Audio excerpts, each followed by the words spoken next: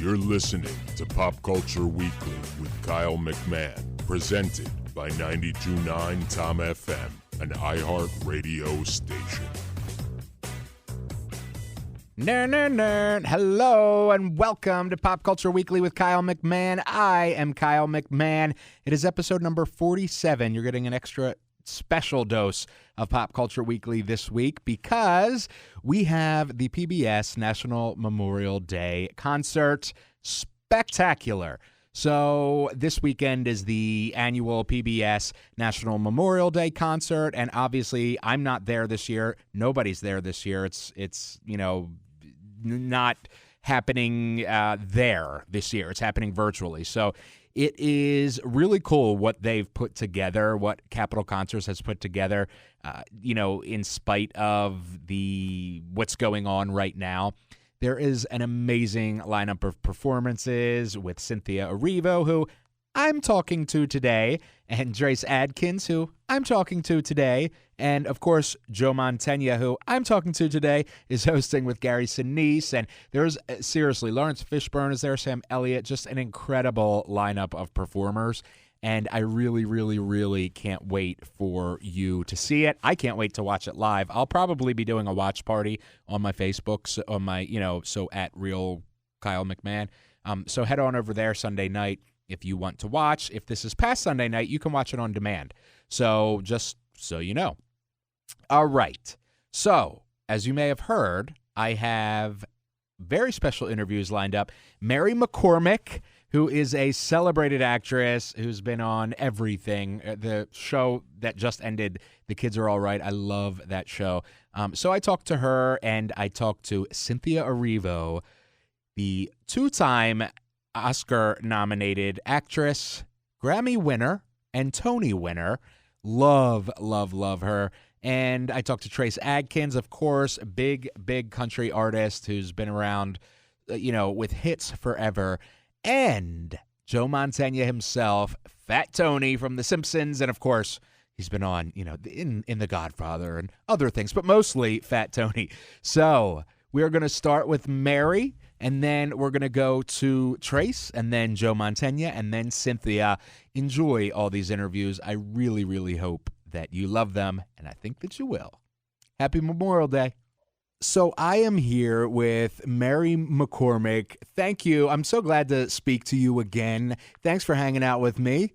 Thank you. I'm glad to be here. Of course. Virtually. So we're going to talk about the PBS National Memorial Day Concert in just a moment, but I have a couple of questions for you. You have been in everything, and you've done Will and Grace, The Kids Are All Right, of course, The West Wing. As an actress that has had, a great career with multiple roles, do you pick favorites? Are they like kids, or is there certain ones that are closer to your heart than others? I think so, for different reasons. I mean, sometimes it's the part or the piece of work that you made. And sometimes it's like I made a best friend on something, or, so sometimes it's that, like, that you left that movie with someone who stayed in your life and is with me still, or so I have favorites for different reasons. But like, I loved, there's certain parts that Howard Stern's wife is one of my all-time favorite things I've done, and also he's one of my favorite people. So so that's a double whammy. But right. Also The Kids Are All Right, that part I played last year. The role of Peggy that's like an all-time part. So sometimes they have I would have played that one forever. And a personal favorite of mine was Into the Dark. Oh, no, that's not the title. Is it? What one is that? The Into the Dark series? What one? Jason Blum on Hulu. I'm not in it. On Hulu. Oh, yeah. Sorry, I didn't know that was the title of the series. Oh, yeah, that was creepy. I didn't know that was the title of the series. It was the title of my... I know. Yeah, that's how old I am. What was the title of my piece? That wasn't that. Your episode. The whole thing. Now it's going to get on my nerves. Well, anyway. The James Roday one. Yeah, it was like based around a holiday. I know, me too. Anyway. So. Creepy. Yes, I love that one. So with National Memorial Day Concert, this is your fourth year, I believe. Is that correct? I think it's my 4th year, yeah. And you have a kind of a personal connection military-wise. Could you talk a little bit about that? Yeah, I mean, my dad was a Marine before I was born, but when you have a connection to the military like that, you grow up with a certain amount of respect and gratitude sort of built into the house. I was raised singing the Marine song, and everyone. I think everyone feels gratitude, but I think if you have a military parent or spouse or something, it's just a different relationship. So I feel really lucky to be a part of it. I mean, when I watch the show, I'm moved, and to be in it is really magical. I mean, it's just, I think something everyone can get behind, like in this time where the country's so divided and angry and partisan, and it's like this one issue I think everyone can get behind and put politics aside and sort of say this is more important than all of that, today. Yeah. And if you're allowed, I don't know if you're allowed to share, but do you know the type of story that you'll be doing this year? So this year, I think the show's gonna be really different this year. They're pulling from past shows, some great musical performances, and also stories that were told, tributes that were made. This year, I'm doing a tribute to Gold Star families and introducing some musical acts. And got some friends to do shout outs and stuff. So there's going to be a lot of surprises in the show. I think the show's obviously going to take on a different shape this year. We're not on the West Lawn in front of the Capitol, and it's different, but we have all the same, we have some of the great, General Powell will be speaking, and Chris Jackson will be singing the national anthem. And so it's going to be magical still. And maybe in some ways more so this year, because we're doing a big section of the show is going to be dedicated to the newest heroes in America, which is all the people fighting on the front lines of the COVID crisis. So I think it'll be, equally moving, just in a different way. Yeah. Yeah, that sounds awesome. And it's something that I look forward to watching every year. And of course, having a little teeny tiny role in interviewing all of you guys that make the show what it is. Great. What does Memorial Day? We're back on the West Lawn. I know, but we will definitely be back next year. I hope so. What does Memorial Day mean to you? Well, I mean, I think it's obviously for Gold Star families and for families with active soldiers, every day is Memorial Day. That's an expression that's always said, and it's true. We should be thanking and remembering our soldiers every day. But it is nice to have one day dedicated to it, where we can all put politics aside and just say, this is the day where we're going to thank all the brave men and women who make it possible to live like this. We're blessed, and it doesn't come without a price. So I think it's really important to have one day to do that. I mean, my kids come with me every year to the concert, and I'm really glad that they get to experience that and to be raised with that. I think it's important that we can all do that as a country. And I love that this show gets, first of all, millions of people watch it on PBS and Facebook, and I think it's on YouTube, and it's a million ways to watch it. But it also goes to the every single military base through the, what is it called? The Air Force, the American Forces Network. Yes. It goes to every military base across the globe.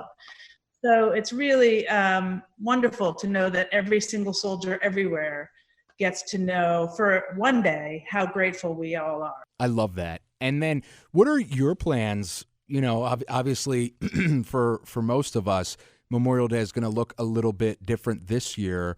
What do you have any plans? No, I don't. I don't have any plans. I haven't thought that far ahead. I'm lucky to get a shower. I got 3 kids and homeschooling. Yeah. I don't know. I'm not making any plans. And what to is live another day? Hey, that's all we can all ask for. What is next for you? What can we look forward to next from you?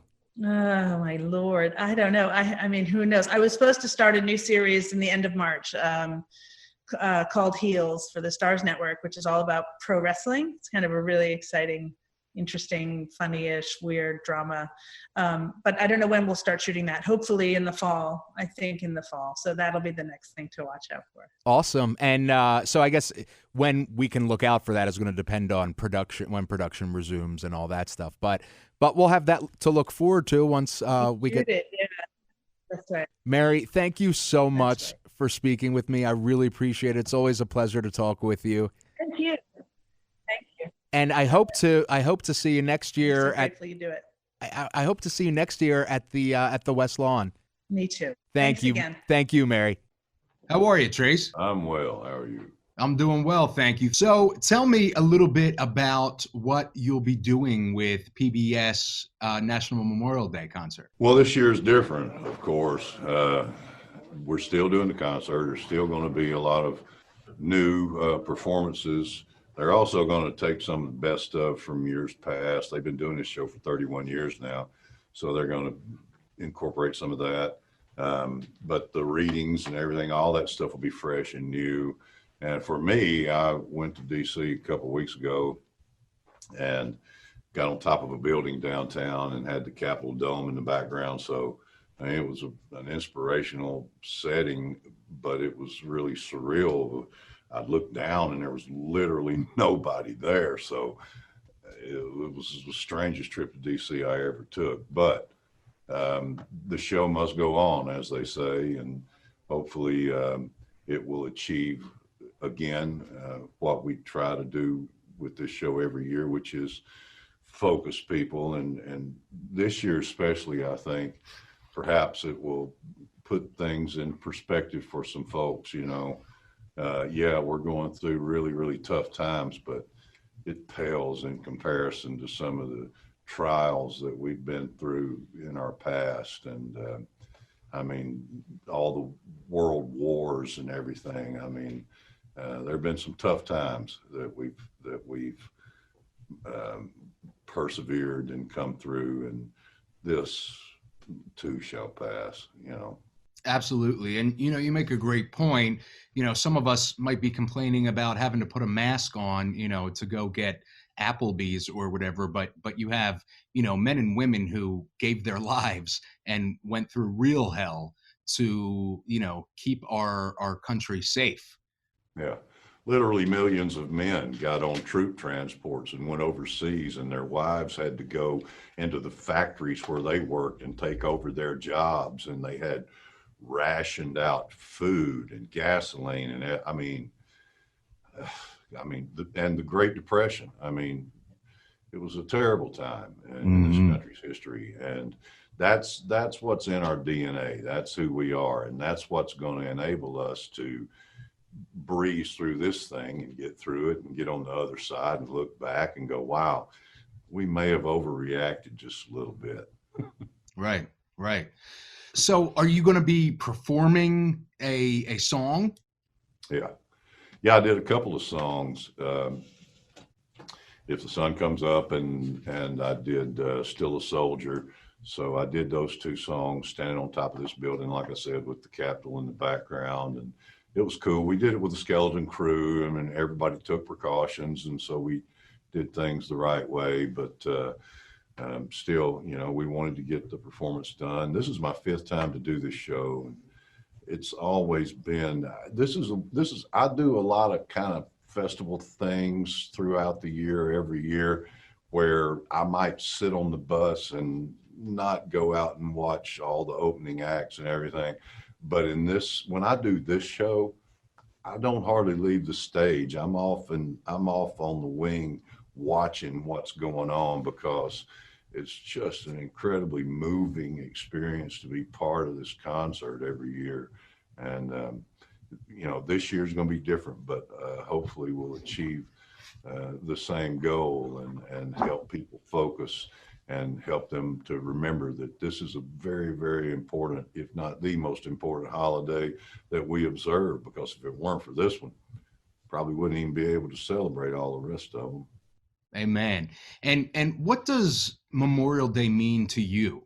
Exactly that. It's a time when we should reflect and pay tribute to, and just take a moment to stop and not take for granted everything that we enjoy, the freedoms that we enjoy in this country, and remember that somebody paid the price for us to be able to have all this. And that's what this holiday means to me, is just to slow down for a minute and just remember that a lot of good men and women paid the ultimate price for us to be able to live this beautiful life that we have. I love that, Trace.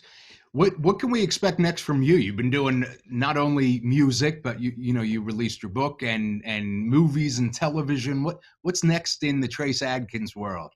Well, hopefully we'll get to do shows again this year. I don't know when that's going to happen. I feel confident that at some point, they'll let us out of the chute and we'll get to do it again. But I got a couple of movies that I've done that are in the can. I don't know when they're going to come out either, but we're still in the studio recording stuff. I'm going to have an EP come out later this year, and then, hopefully next year we'll have another album come out.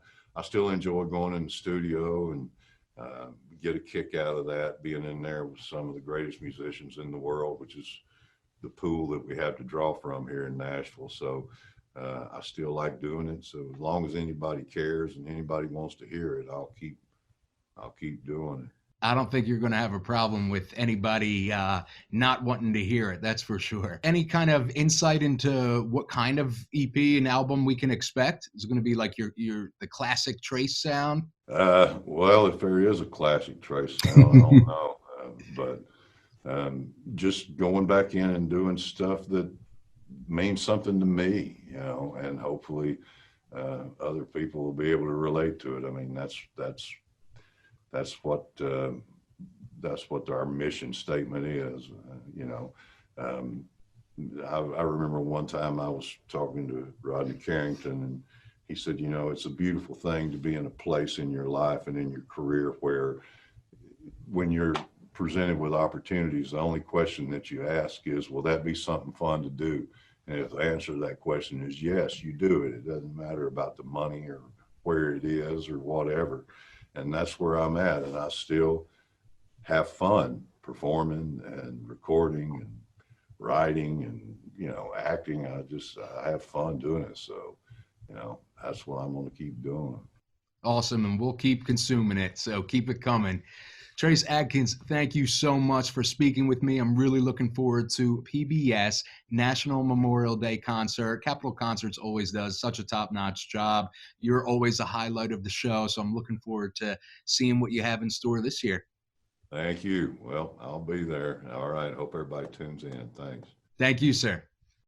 All right, so I am here with the one and only Joe Mantegna. Thank you for speaking with me once again. I really appreciate it.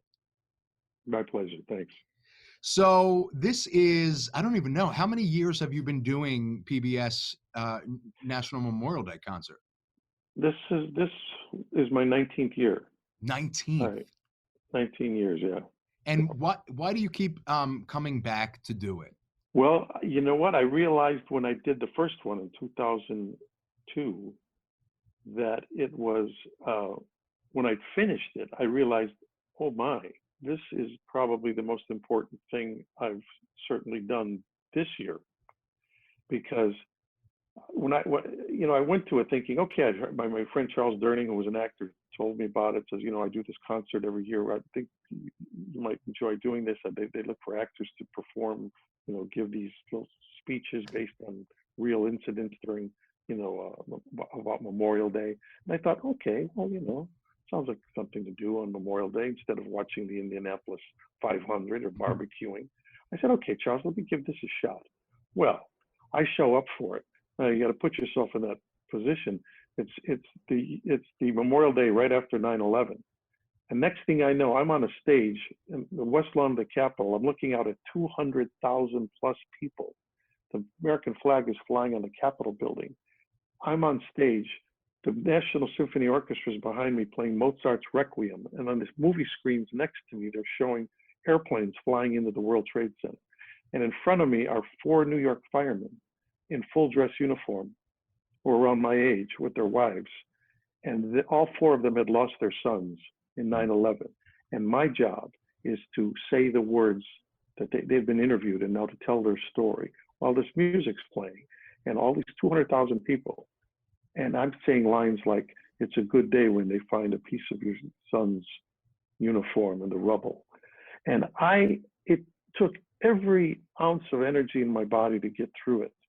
And I almost levitated off the stage. I mean, and then I realized this isn't an acting performance. I'm recounting history, and I'm recounting a terrible moment in history. And it all hit me like a ton of bricks. Like, this is beyond anything I've ever done as a performer in my entire life. This is a whole other ballgame. And when I ended and I walked off the stage and I hugged the firemen and their wives, and I was like a puddle at this point, I said to myself, this experience, I'll remember this my entire life. And then, of course, when they came up to me and said, hey, if you'd like, we'd love to have you come back next year, perhaps, and do another thing. I said, look, I'll come back as long as you want me to. And as it turned out, Ozzie Davis passed then the following year after the next year. And then that's when they asked me if I would host it. And I mean, it's a long answer to your question, but bottom line is I've came to the realization it is the most important thing I do every year, and has been for 19 years. And I was so glad when my dear friend Gary Sinise agreed to become part of it with me. And he feels, of course, exactly the same way. And Gary does more for our military than anybody in show business, period, And so anyway, it's a privilege. It's a privilege to be a part of it because, look, I'm blessed. I've led a very blessed life, and we owe it all of us owe it so much to those who preceded us in our country's military since its inception to allow us to live in the country we live in. It's got nothing to do with politics. It's all about, to allow us to be who we are. You want to be this, you want to be that, you want to be a Catholic, Jewish this, you want to be a Democrat or Republican. This freedom ain't free. Mm-hmm. Some of us pay a greater price, that's all. And so this is my way, anyway, of paying back. So it's going to look a little bit different this year. What is that process like for you? Well, it's actually kind of interesting. I think this is going to be a very special concert because what we realized is, of course, obviously we can't go to D.C. as we've normally done and get up in front of 200,000 people. It'd be hard to get that many masks, in one place. So what we decided, thank God we have this, just like what we're doing right now, we have this kind of virtual kind of things we can do. So Gary and I got together here in Los Angeles under a very controlled situation, just a skeleton crew. We filmed new segments in and out. A lot of the musical acts went out and did their own thing. I know Trace Adkins flew to DC, went up on the top of a building, and shot his performances with the Capitol out in the background. Of course, the city was deserted, and he was able to do that. There are things like that have happened. We're showing a lot of best of segments from 31 years the concert's been going on. Because I came in, the 10 years had already been going on. And so it's going to be kind of a special show. And then a lot of the celebrities over the 31 years have wanted to be a part of it. So they recorded some things on their phones and things like that and sent that in, little shout outs that will happen. And then we'll also use this opportunity to not just salute, our armed forces, our military, the vets, but also the new heroes, the first responders, the people with essential workers, people who have stepped up. This is all still, the main focus is, and always should be, it's Memorial Day, and we have to honor those men and women throughout our history. But we should also take a moment of pause, which we will during those 90 minutes, to also salute those who, in our time of crisis now, they themselves are also making a very big sacrifice, and some of them, the ultimate sacrifice for us. Mm-hmm. And I was talking to Trace yesterday, so many of us are fighting about, I don't want to wear a mask and all, that kind of thing. It seems also silly when you look at something like the stories that are told during a National Memorial Day concert, where you have people that, were on the front lines that gave their lives for us to live the way we do. And we're arguing about masks. You know what I mean? Exactly right. Like, I know one of the stories we're bringing back that was done, I think it was last year, was Sam Elliott. He recounted the story of a World War II veteran that was such a powerful, moving kind of story. Then another one of the other segments we're bringing back is one that I had suggested a few years ago and we were able to do, was a salute to the Tuskegee Airmen. Mm-hmm. I remember that. All black. Yeah. And they're going to re-show that as one of the segments. And that would, you think of what these men had to do during World War II, and doing it at a time when there still wasn't obviously total racial equality here in this country.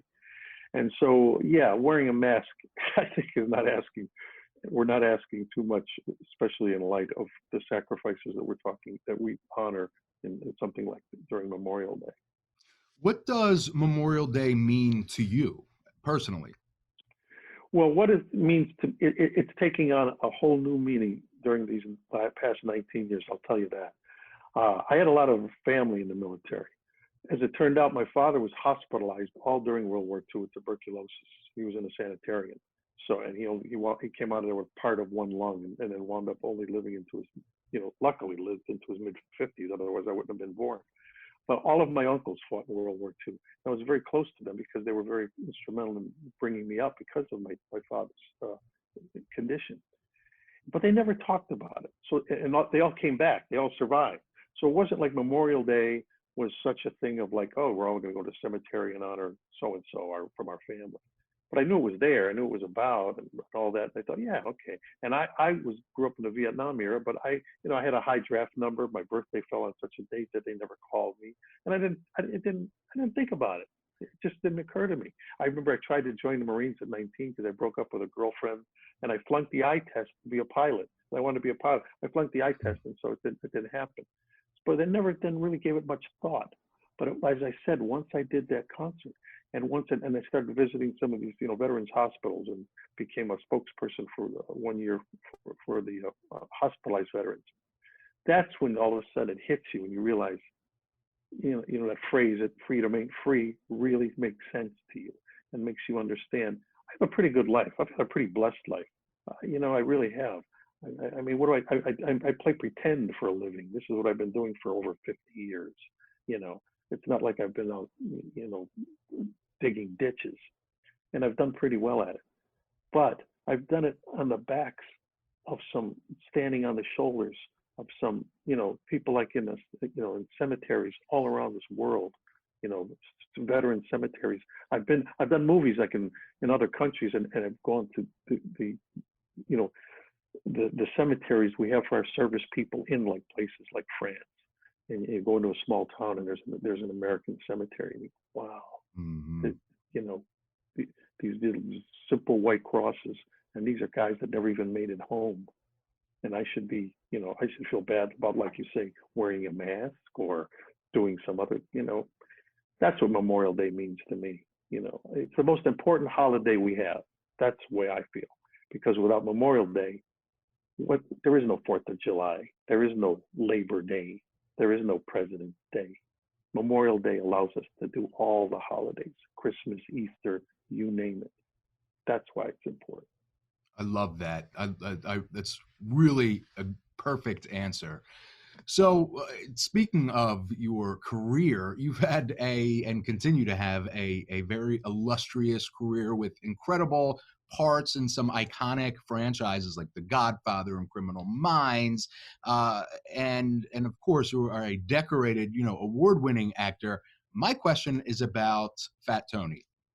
Yeah, I think it's here's his license plate. Springfield. This was a gift from one of their parties. Yeah. That's incredible. Anyway, go ahead. So can we expect to see Fat Tony again? I guess so. I always, it's funny. I remember, since you are obviously familiar with the show and know about Fat Tony.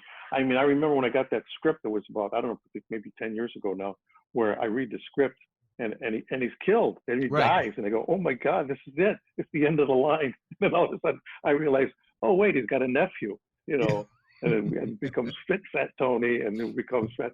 I mean, it was a wonderful script because it did that whole takeoff on Donnie Brasco.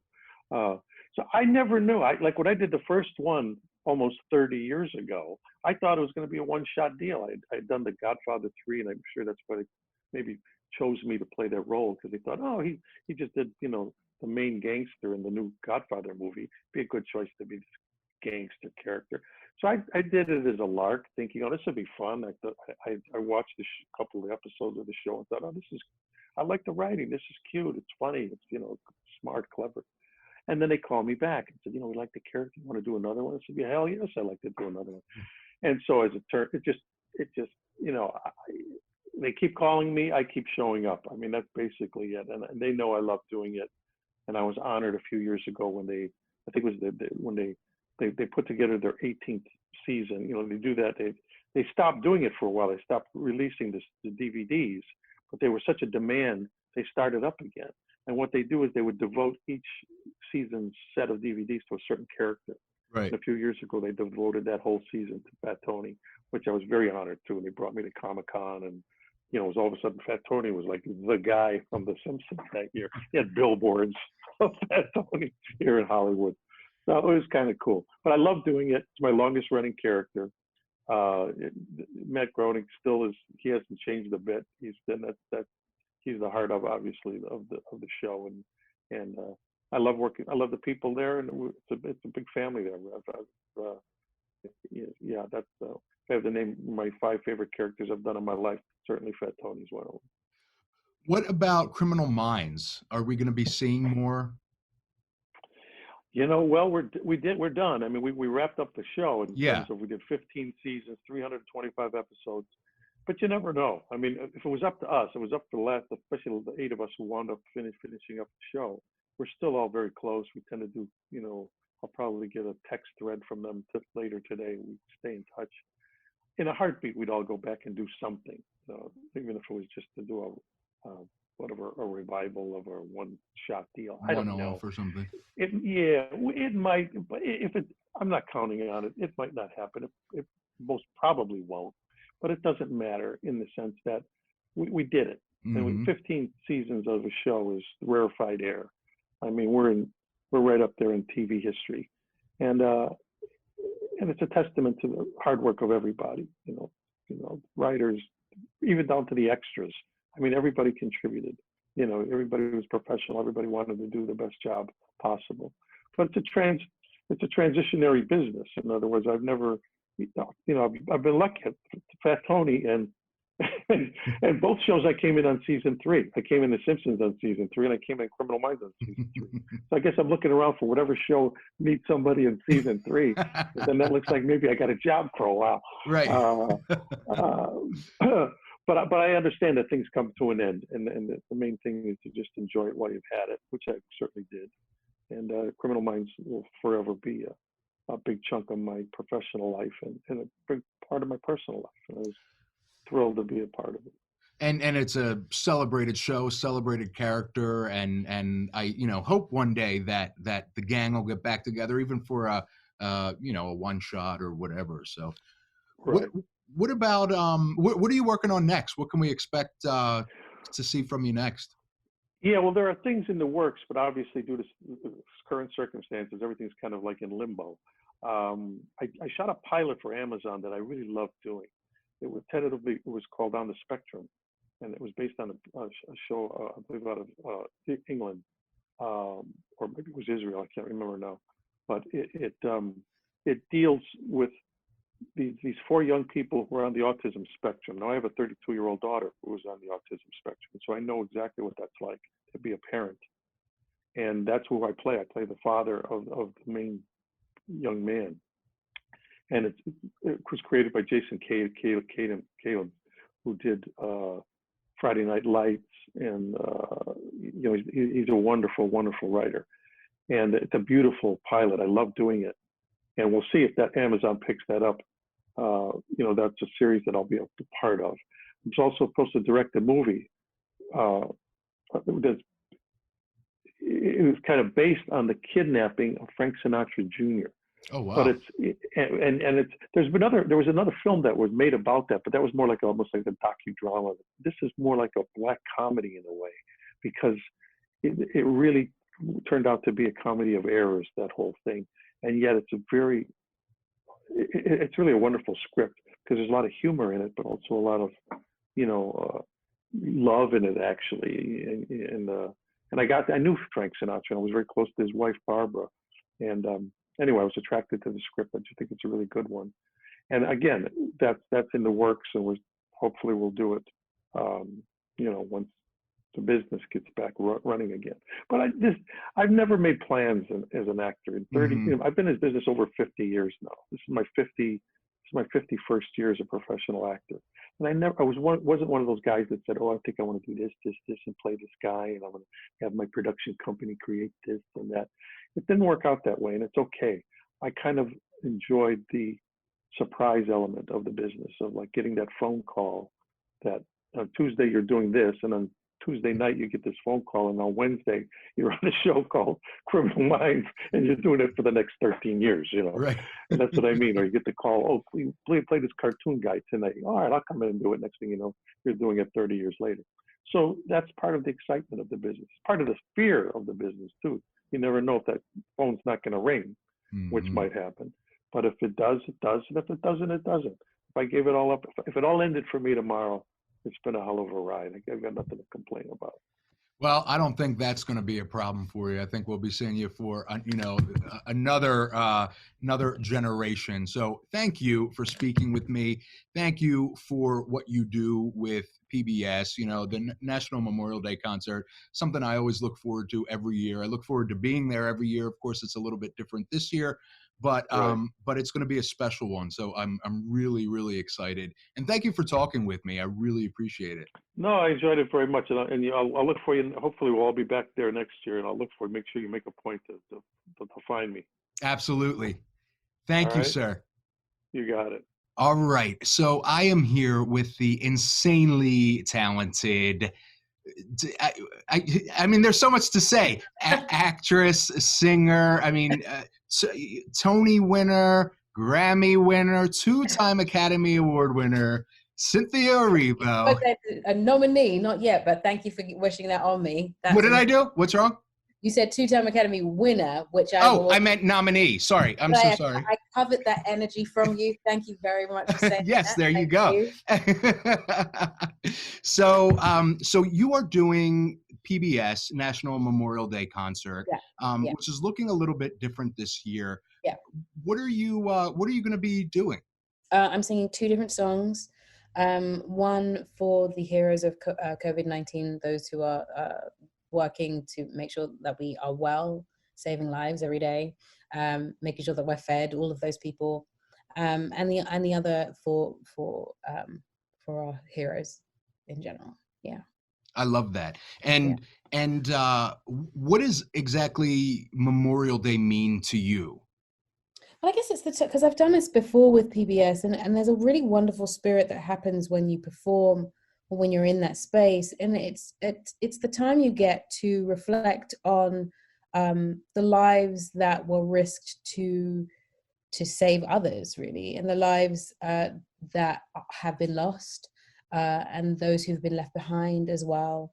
And for me, I think it's a really wonderful, reflective time to thank those who've put their lives before our lives before their own, rather. And it's a great honor to be included in that as a British woman. To be able to help to celebrate that moment is quite special. Yeah, and especially now that we're using Memorial Day to also celebrate people who are risking their lives right this second. That is really special to be able to say thank you that way. And how are you doing your performance? Or I know like Trace Adkins was on a top of a building in DC, and he was like, it's crazy because nobody was there. Yeah. What will you be doing? I was in my home, and I'll be singing from my living room, essentially. That's awesome. It up so it look beautiful, and you'll see me doing that. Yeah. That's awesome. I'm really looking forward to it. Mm-hmm.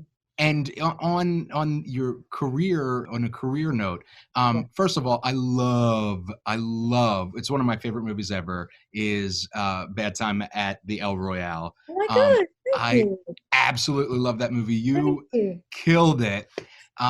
Just such a cool movie, such a cool character. What was that like for you, doing that film? I mean, I had the best time. Honestly, I had the best time. Drew, my director, Goddard, is one of the nicest, most intelligent, most effusive, people to ever be in the presence of. And he was so excited the entire time that it sort of was infectious. You're sort of like, he's excited, so I'm going to be excited because he's excited about it. And it's one of those moments where you could do a scene 15 times, 10 times, and it would just never get old, because really what he's looking for, at one point, he's gotten the performance. He just wants to see it again. He just wants to let us play and keep going and trying new things. And so we could be there for ages and ages. And our poor line producer, Mary, would be like, we have to wrap this up now.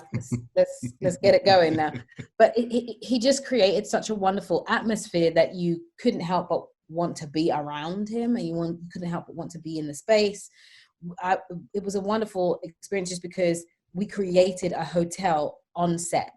So we were on a studio setting, but he created an entire hotel with a parking lot in the right way, and it just was like, it was amazing. To be part of that was awesome, and to be able to sing live and to be able to do the thing I do, and be provided with the space to do it in was awesome. It was awesome. Like it was just great. I had a great time. I mean, I'm in Vancouver, and like it was just great. Like transformed to like the 60s. Yeah, and one of the things that I loved is that it really, for you especially, it encapsulated so many of your talents into one like, bomb of talent. I don't even know what I just love it. Thank you very much. Thank you. It pushed me to be able to do, I wanted to sing live on set anyway, and to be able to do, I think there's a scene that is a one-er, so it's one take all the way through. And I think, what am I singing? I'm singing This Old Heart of Mine. This Old Heart of Mine. And we did that 27 times, and wow. I think take 27 is the take. Wow. Yeah. Wow. Yeah. And it took we're just figuring out what the rhythm is, and because there's 5 people, there's 5 different characters plus the person who walks in, John, who is walking into set, and it was just all of these small pieces sort of coming together, having to find out what that looked like. I've never experienced anything like that before, and I just had the best time doing it. I really was like, okay, let's figure out how to make this work, and I'm good to go. Yeah, it was amazing. Yeah, and it really, as a film lover, I'm a huge film buff, obviously. I have a show called Pop Culture Weekly. It's just such a cool movie. It's 7 people total, and yep. Pretty much one location. Just an incredible. I just love it, and I loved you in it. So thank you. Yes, Color Purple. Yes, was what I would say was a huge break for you. What was that like? I mean, first of all, Mama O, Oprah, who I had done some episodes of her show, Oprah's Life Class, who absolutely changed my life. And did that change your life? Did, The Color Purple end up changing your trajectory? Yes. There's no complicated answer for that, to be honest. I always say, if it wasn't for The Color Purple, I probably wouldn't be doing the things I'm doing, and I probably wouldn't be talking to you right now about these things at all. Because the fact is, it started with this very small play. I did The Color Purple in the UK, and then Mama O and my producer Scott Sanders decided that they wanted to put it on Broadway again, and took me over with my director John Doyle, who I love him to bits, said he wouldn't do it without me. So I came with him to do this show on Broadway. Had no idea what I was in store for. I had no idea what it was going to be, and I was just happy to be on Broadway, to be honest. For some people, that is the dream. That's it. Mm-hmm. To be able to achieve this huge achievement. So we get there, and this thing just sort of takes off, and I just didn't. You couldn't have told me that was what was going to happen. And the moment that happened, my life just sort of changed completely. It's been unbelievable. I always say it's like the gift that keeps on giving. Yeah. Because it really is. It's just endless. And then, from that, so that was what, 5-ish years ago or so? Oh my goodness. Yeah, 2015, 5 years ago. Wow. Yeah. So in that, I mean, you've had multiple dreams, that people work their entire lives for just for one of these things. And you've done that multiple times in 5 years. I mean, performing on the Grammys with John Legend, performing at the Oscars a couple of months ago. It has to be a whirlwind for you. Totally. Totally. I mean, sometimes I have to sort of like sit for a minute and take stock of the things that have happened, because I think it's too easy for us to sort of normalize the things that happen to make it easy to process. But none of those things are normal, because the fact is, when I was on stage singing at the Oscars a year or two before, I had dreamt of doing that. Wow. I just didn't know to what extent that would happen. So it's one thing to stand on stage and sing. It's quite another to stand on stage and sing the song that you've co-written and been nominated for. Mm-hmm. That is a different thing altogether. And I don't know that I would have expected it to happen like that. And to be doing that and experiencing something like that, that's more than the dream. More than the dream. So this has been a complete whirlwind, and I'm learning every day, and new things are happening every day, and I'm sort of like just open to the possibilities. I think those things happening have sort of like opened my eyes to the fact that anything is possible. Yeah. I love that. And then Harriet, I mean, wow. Speaking of, the Oscars and your performance, what was that like? I mean, she is obviously a historically, important figure, a legend, and changed history. What was that like, having that kind of, I can ask you this now that it's over, but what was it like having that kind of weight on your shoulders? It was, I guess, daunting in some respects, but I sort of was making sure that I was prepared and ready, both physically and mentally, to be able to play the role. More than anything, I took it as a responsibility to make sure that, or at least try to make sure that I did her as much justice as I possibly could, to make sure that I told her story as truthfully as I possibly could, because that's really all anyone can ask for. And that's me doing my job to try and do it to the fullest. But yeah, there are moments, when you're standing on, because I did a lot of my own stunts, and you're standing on the side of a cliff and you're sort of like, this is scary. Mm-hmm. This is scary. But I think that's part of the beauty of something like that it doesn't come easy, and that you can, at the end of it, say, I put all of my best work in, and all of me into it, and I put as much as I could possibly put into it, humanly possible to put in it, so that feels rewarding when you get it back. I think, when it doesn't come easy, it feels rewarding afterwards. Yeah. When it doesn't come easy, it feels rewarding afterwards. I love that. Yeah. So what's next for you after PBS Memorial Day concert? What can we expect? I know you're doing something with a movie, potentially, version of the Carrier podcast, right? Yeah. So when we did the podcast, they put me down as a producer on it, and I actively, which is really awesome. So we are looking at possibly turning Carrier into a movie, and I think we found our studio, so we're sort of in conversation for that. The Outsider is out on HBO, which I just did, with the Stephen King adaptation, which I loved and I'm really proud of. So have people watch that, because I think people should go back to it. It's really cool. It is an awesome show. I loved doing it, and I've never played anyone like her. So Holly is one of my favorites to show and introduce people to. And then I was in the middle of filming the Aretha Franklin National Geographic Genius program, and that is hopefully coming in the fall, and we're filming the next couple of episodes. We were on episode 6 when it all shut down, and so we'll go back 6, 7, and 8, and then hopefully everyone can see what we've been doing. So Genius will be a full series of Aretha Franklin. That full season will be Aretha. Yeah. Awesome.